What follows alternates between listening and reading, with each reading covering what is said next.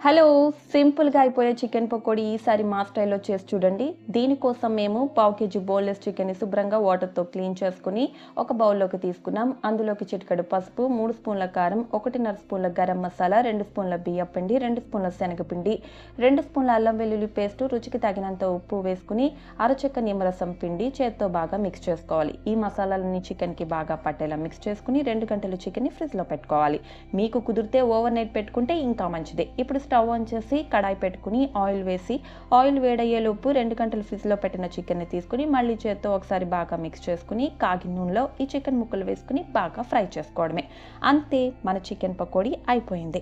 వేయించుకున్న కరివేపాకు, ఉల్లిపాయ ముక్కలు, నిమ్మరసం వేసుకుని ఈ చికెన్ పకోడీ తింటే ఎవరైనా సరే అదిరిపోయిందనాల్సిందే.